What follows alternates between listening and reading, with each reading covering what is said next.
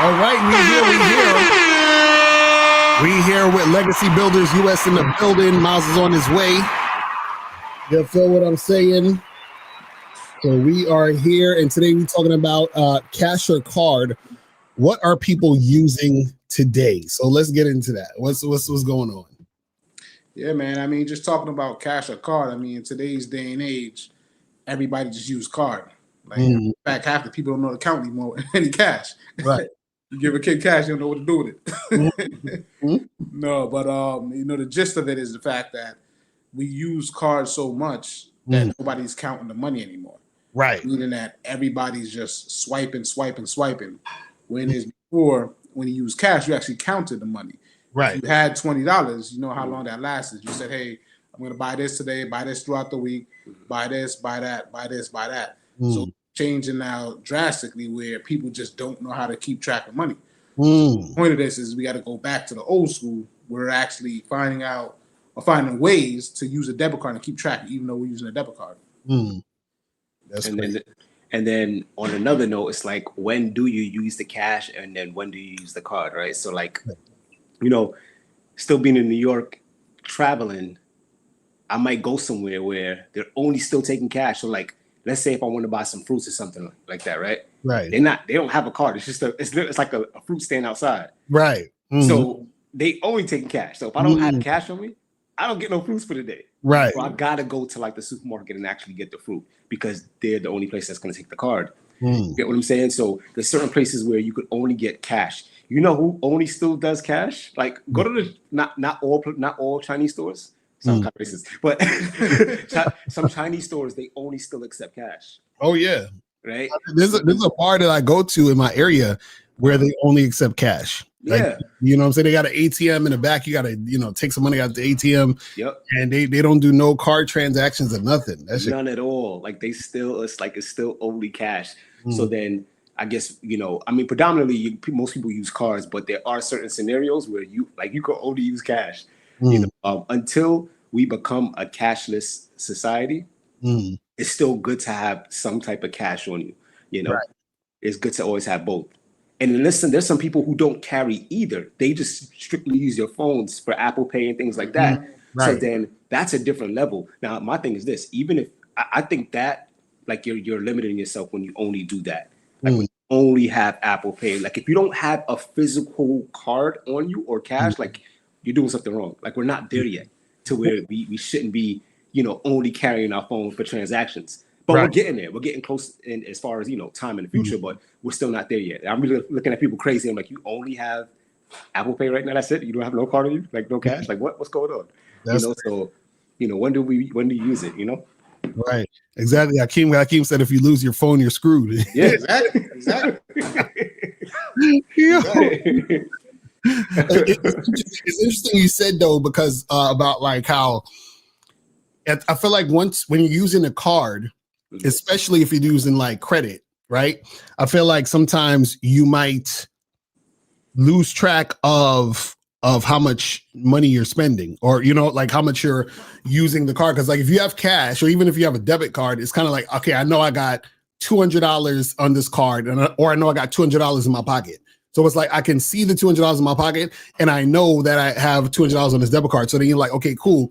If I buy this for $100, I know I got $100 left, right? But with the credit, it's like, well, I'm not thinking about how much money I have. I could just get it on credit and then pay it later. So it's like we're not even thinking about, well, one, we're not thinking about the money we have, but two, we're like, even if I don't have the money, I'll just pay it later. You know what I'm saying? So do you think that's like a issue? You know what I'm saying? When it comes to people using like credit cards versus cash or debit, or like, what's your thoughts on that? Yeah, no, it's a massive issue. You got to remember, it's so bad now that someone looking at their bank statement, they're ashamed. Like people don't want to look at their bank statement. Right. When we go over game plans with people, like look at your bank statement, it's like, oh no, like you thought somebody killed them, like because now you're looking at all the transactions and you look like a maniac. Right. Like when you see $6 at McDonald's, $7 at Dunkin' Donuts, $3 at Dollar Tree, like you know what I mean? Like you realize how reckless you're being without knowing this whole entire time you've been doing this for a consistent amount of time. Because remember, the mental health these days and mental awareness, and it's needed and it's important, but it's taken to another level to where people don't want to take accountability and face reality. And so cash is low-key still king. Because think about it, though. Cash will get you out of any situation. 2K News point. Right. You could buy something on the street. 2K News point, you go in an establishment and they don't have that much cash in the cash drawer, and you do actually have cash, guess what? They're likely going to serve you based on the cash. Meaning that if something costs $25 and you only have, a $20 bill, they're probably going to give you $20. They're going to say, you know what? I'm just going to go ahead and take it. I'm just going to go ahead and take it, and that's it. So it's definitely a real thing at the end of the day. Right. No, that's some real shit. The thing is, I think what happens is that I think a lot of people aren't using cash now because they have, I think a lot of people don't really take out cash as much. You know what I'm saying? Because I think there's so many places where they're taking, cards, or they're taking a credit card or debit card, but also too, because they're so used to using the card. You know what I'm saying? I feel like this causes people not to even bother to want to even do anything with cash. Or I should say, the question is there what would y'all recommend? Like, what's better, to use cash or card, or is there one not better or worse? Or does it depend on the situation? Like, what's y'all thoughts on that?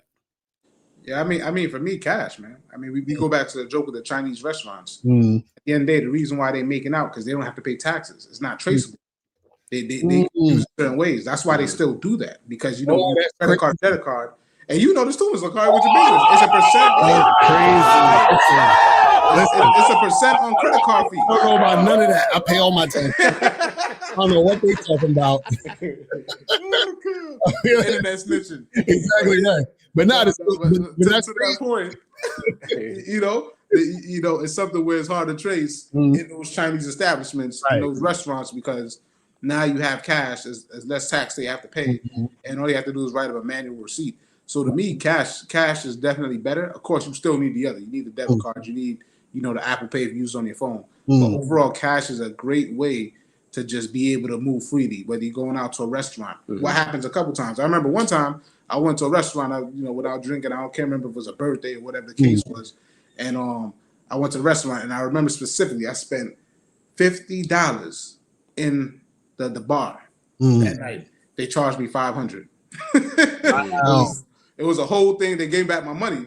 But the point is, though, if you have cash in those situations, you don't have to worry about that. You know how much money you give them. So there's a lot of situations where having cash, you're in a better scenario. You can control what's going on. And let's be honest, how many of us, to your point, keep up with the transactions? It's like on Monday I had $1,072.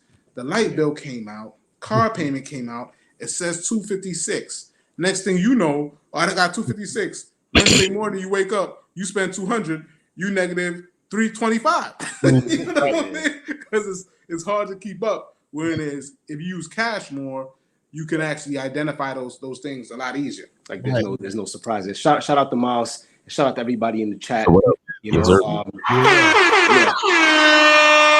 would say that it really depends on the person's lifestyle, but ideally you still use both, because you still want to, as far as credit and debit cards, you want to see that activity, right? Often, right? So you want to show that you're using your credit card, so you still got to swipe, right? With cash, it's always good. Like I was saying earlier, it's always good to have in certain areas where they don't use credit cards still, but for security purposes, though, you don't want to be the one walking around with like $3,000, $4,000, $5,000 in your pocket. Right. You get what I'm saying? Versus, you have a card in your pocket. Like they can't rob you. You get what I'm saying? Like what they gonna say? give me your 16-digit number, like right now. Right.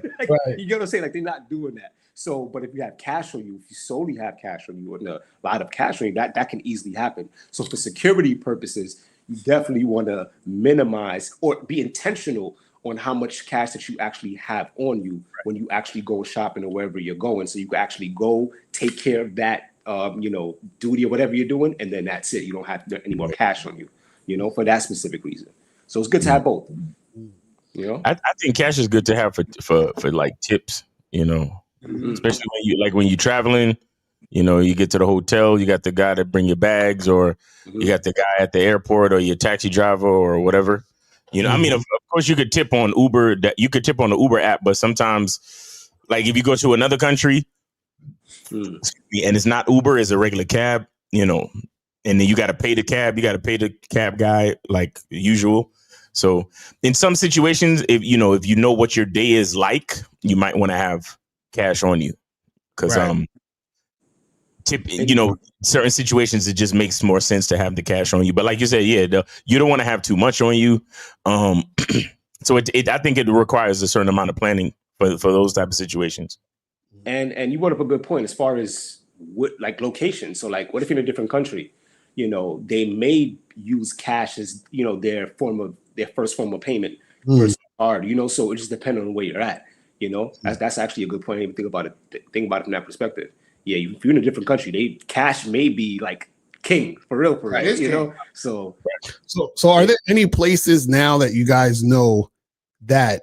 Because I know there's certain places where they'll be like, oh, we don't we don't do cards, or they don't have a card. Like you said, if you go into the fruit stand, the guy's probably just using cash. He don't got no fucking thing. So, but are there places that don't take cash now? Like, is there places where it's like, we only do card if, you know, they look at you like you crazy if you pulling up with some cash? Well, some hotels don't take cash. Oh, word? They only take card. Some hotels only take card, like especially like them 5-star hotels. They're only taking card. They're not even doing cash. Right. You know? So certain places they only do they only do cash. They don't even take the chance. They don't want to get robbed. They don't want to get robbed. Right. You know, because that's the thing you got to consider too. Like, you know, it's funny, man, because you know the world changed so much. Because I remember when I had a friend of mine, and we used to like hang out as a group, and he would never have any cash on him. He would always only have card. Right. And at that time, you know, this was back in like the early 2000s, late 90s. Like, so I was on some drug dealer shit. Like, I always got to have cash on me, nigga. Like, you know what I'm saying? Like, what you mean? You a grown ass man and you ain't got no cash? Like, that don't make any sense. But then as time progresses, it's like, I don't be having cash on me. Like to the point where niggas be, you know, the panhandlers that be outside the supermarket or in the, you know, at the, you know, you stop at the light, niggas be asking you for shit. And it's like, I be looking at them like, nigga, get with the times, nigga. Like, if you gonna ask me for money, you better open up your Cash App or something. You know what I'm saying? Like, because I don't have any cash. I don't even have any change, homie. I don't got a penny on me. You understand? And you know, they have holding up a sign, whatever you can to help. Man, I be if I have a bag of chips or a candy bar or some shit, maybe, you know what I'm saying? But I don't have no cash for niggas. So you know, it's just interesting how things change, because I'm that guy now where I don't have any cash on me. Now, if I'm planning a trip, you know, if I know I'm traveling, I'll have a certain amount of cash on me just for emergencies and to tip the concierge or anybody that helped me with my bags and shit like that. But other than that, it's like there's really, you know, cash is crazy. You know, but like you said, if you're in a budget, if you're in a budget crunch, or if you're in a situation where budgeting is important, you might want to use cash though. Like you might want to, because I remember I used this method called, I don't know if y'all understand you ever heard of the envelope method? No. Interesting. Elaborate. Okay. So the envelope method is, so after you do your budget and you figure out all your expenses, like all your bills, you literally, because seeing the cash, like you were saying earlier, right? Seeing the cash helps you to keep more control. Like you would literally have, like however many expenses you have, like let's just say you have 5 expenses, right? You got groceries, you got, you know, gas, you got bills, you know, light bill, internet, whatever. For each and every expense, you have an envelope, right? So when you get paid, you divvy out the money, right? Your phone, your cell phone bill is $100. You put $100 in that envelope. You know your light bill is $60. You on average it's $60. You put that money in the envelope, and then when it's time to pay your bills, you go to the envelopes, right? See what I'm saying? You go to the envelopes and you actually pay the bill. I mean, it's a little bit more primitive situation, but you pay the bill. Right. So you could do it in different ways. If you go and pay it online, you pay it online, but then you put that money into whatever pot to pay the credit card that you paid it with, or you put that money into the pot to pay the debit card that you paid it with, or you use that money to buy a money order and then you mail it to the company to call it a payment. You get what I'm saying? But the bottom line is the cash is represented in the envelope for each expense. Right.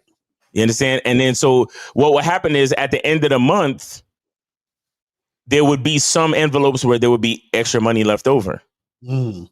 You understand? And then that money would go into savings. Because you know how people love to like cut coupons and, go, shop on sales, but they never actually put away the money that they save. Right. No, true.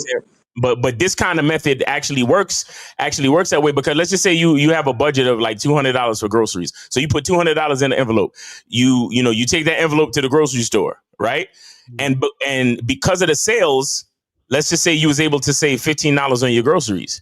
Right. So you paid $185 for your groceries. There's still $15 left in your envelope for groceries. So you could either leave it in there or you could put it in save. You could either leave it in there for the next go round or you could put it in savings. You understand? The bottom line is it's like it's a very meticulous way to do it. I mean, and like I said, it can be boring depending on how shit goes. And somebody said they never heard of it. Most people never heard of it because it's not the easiest thing to do. You probably would have heard of it. I mean, a lot of y'all young cats, you're not even going to you're not going to have heard of half of the shit we talk about, really.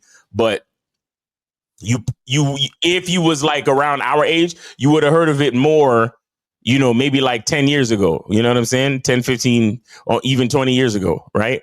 The envelope method, right? Where everything is accounted for based on each expense. So if you have any money left over, and sometimes you end up being short too, and then you got to take money. So you got to look through all your envelopes. Oh, do we have extra money from groceries? All right, cool. We could put that money in whatever we're missing for the other expenses. You see what I'm saying? But the bottom line is you keep track of all the money based on each expense.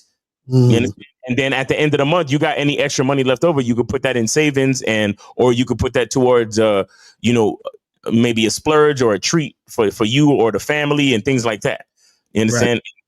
I've done that. I remember I was playing stepdad. I had a wife and I had a woman and she had kids and we had a lot of fucking expenses. We had a lot of shit going on. And I set up all of the fucking envelopes. We set up all of the envelopes and we would have money left over. A lot of the times we would have money left over because sometimes the light bill wouldn't be as expensive depending on what was going on. Sometimes certain things would be a little bit cheaper, if there was a sale on something, and you get to see where the extra money goes to. And then you can actually utilize the extra money. Cause like I said, and like y'all was saying earlier, you pay with something on credit card. Oh, you saved $15. And you just pay with it. You pay on credit card, or you even pay with the debit card. And it's like you don't really understand where that extra money that you save really went, because you just gonna spend it later off from the debit card or the credit card anyway. You see what I'm saying? So you cutting all these coupons and you doing all of this, you doing all that. You're not really doing nothing. But when you use that envelope method, like and this is for if you really you really need to buckle down type shit. You know what I'm saying? You really need to we got to keep track of where all the money is going to. You understand? You put the cash in them envelopes and then you spend accordingly. You understand? Whatever's left over is what's left over. No, right. I like that concept though, Miles. Actually, when you're talking, I remember somebody that actually did that method. I ain't gonna lie to you. I'm about to go back to that method, man, because the way this card be swiping, man, it be too much, man. I'm about to do an old school. That'll force you to keep track of your money. It's going to be annoying, but it'll force you to go keep track of your money. Like, you know what? Go to the bank, go and pull out $2,000, $3,000, and be like, all right, this is mortgage, this is food, and put in a little envelope. I promise you this, you be way more better with your money, be way more responsibility. You might not have to save and budget because you put it all in the envelope. You know what I mean? You're going to know exactly what to spend. Look, ran out of food envelope today. We ain't eating today, I guess. Can y'all see the pictures? Yeah. You probably got to blow it up. You probably enlarge that a little bit. Our glass, I can't still. Let me see. Can I see that a little better? I don't know. Wait, hold on. Probably gotta click on the visit part of the website. Maybe that helps a little bit. Yeah. Fund security. But yeah, that's fire. Yeah, so it said the envelope budget is a simple hands-on budgeting technique that uses cash and labeled. Yeah, that's another thing. You got to label the envelopes, right? Yeah. To manage spending. Each envelope represents a different spending category. And once the cash is in the envelope, once the cash in the envelope is gone, you cannot spend any more money in that category until the next budget cycle. You see what I'm saying? So you create your budget in the categories, you withdraw the cash, you stuff the envelopes with the cash, and then you pay everything with cash. And then when it's done, it's done. Like no extra shit. You know, the kids want more Capri-Suns. Nah, y'all niggas got to drink water. Fuck out of here. And then at the end of the month, you decide what to do with the leftover cash. You could either roll it over, or you could put it in savings, or you could use it to pay off debt. You see what I'm saying? So the pros and cons, it's highly visual and tangible, meaning that you can see where everything is going. It reduces overspending. It's simple to use and it forces you to prioritize. But the cons is that it's inconvenient and impractical because, like I said, money is digital nowadays. You know what I'm saying? Mm-hmm. Of course, like you were talking about, it's security risk because you don't really want to be walking around with your entire fucking house budget in your pocket with a bunch of envelopes. So if you get robbed, that's your ass.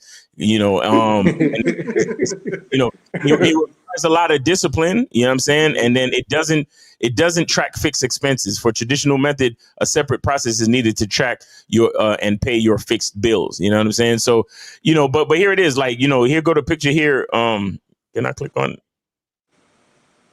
Oh, it's still showing something else. But anyway, it shows you. It shows you, you know, each envelope has, you know, so it shows you here is pet, gas, beauty, fun, miscellaneous, food. You know what I'm saying? Like all these different things you got to set up for yourself, you know, depending on what your family requires. You know, everybody's family is different, you know, and some people, you know, you might be single. What the fuck is going on with my computer? Okay. All right. Here we go. Sorry. Now, but this is amazing. This is fire. Yeah.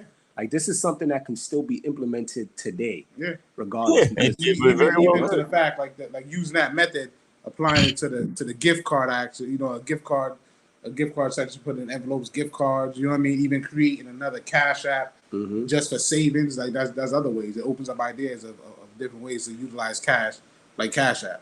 You know what I mean? Yo, my computer is acting so yo, Lucario, can you do this for me? Because it's my computer. We back. We made it. We back on there. It was acting funny style for some reason.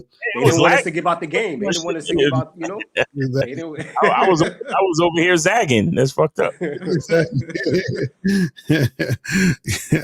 I think the biggest thing though is that the discipline to put the money away, right? Mm-hmm. My biggest takeaway was how tangible something is. So when something is tangible, you know, it's more likely for the person to actually have access to it and do better with it, because you can actually grab it and say, hey, I need to put this here and I need to put that there, like you were saying, like you was doing with your family, right? Also, when it's digitized, there's very little that you have access to. You can see it, but unless you're monitoring it like on a daily basis, like certain things are going to slip past you. You're not going to catch everything. And then most people only have like one card that they're using everything for, or maybe two at max. You get what I'm saying? You know, right. But think about how many bills and how many monthly expenses a person has. Why do we only have one or two cards? You should have at least 3 cards, you know, and allocate it to where it needs to go.